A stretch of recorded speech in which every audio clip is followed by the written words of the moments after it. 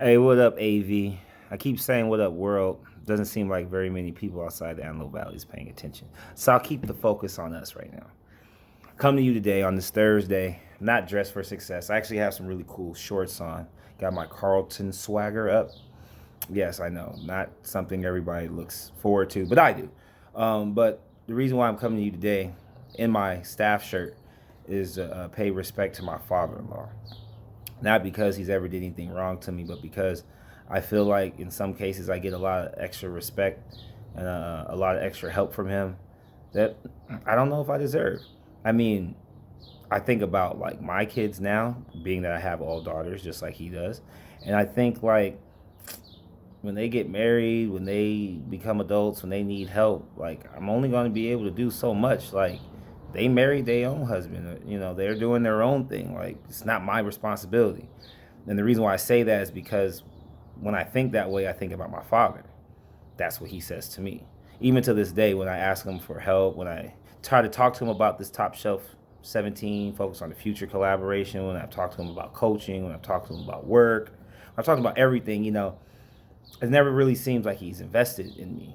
I'm a junior. I'm Alvin Earl Armstrong Jr., but I've never really felt like I was something that he's like, yeah, that's my boy. He did that, like he's a little extension of me. I've always felt that from my mother.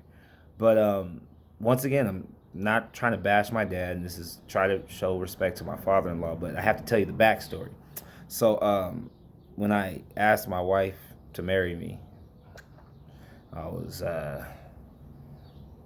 19.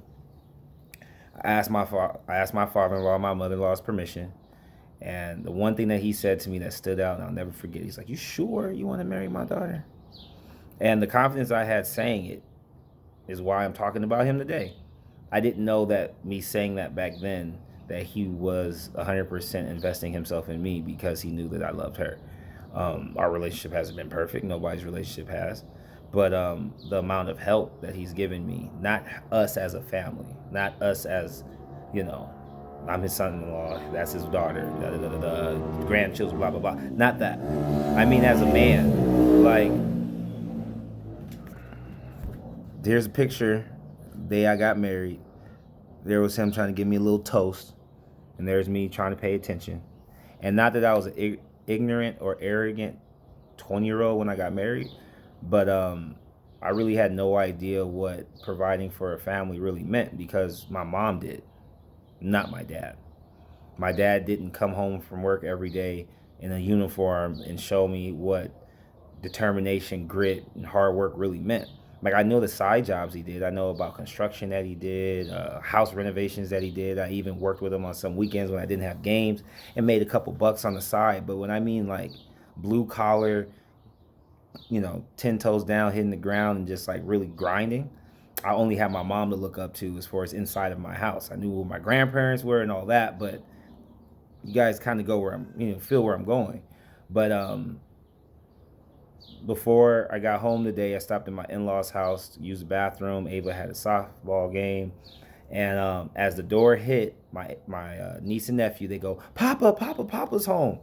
And all I could think about was when I lived at my in-laws' house, sitting on the couch, and he would come home, and I would look not in disgust, but a little jealous. And I was like, man, I gotta have that moment. I want my kids to get excited to see me coming home from work, dog shit tired or dog sick tired.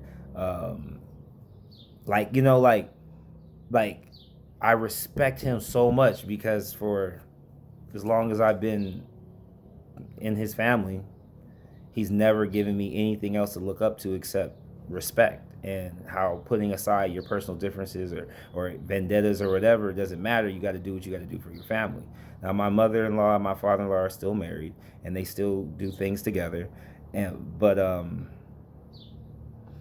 it's the fact that we don't talk like that, and we've never had to talk like that. He's given me an example of what a man could and should be.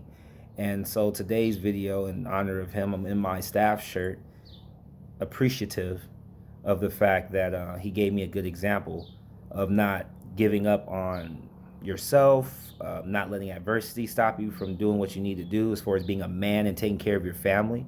And even when things went rocky and sour and left with me and his daughter, he even gave me advice about not worrying about it, that continuing to be a good person and making sure that I'm giving the right example to my daughters was the most important thing. Like,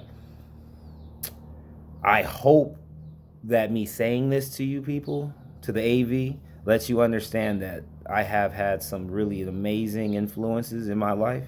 And as much as people remember AJ with the big fro and all this other stuff, the man that I've become is because I've actually had real solid um, examples around me. No knock at you, Pops, but you weren't there.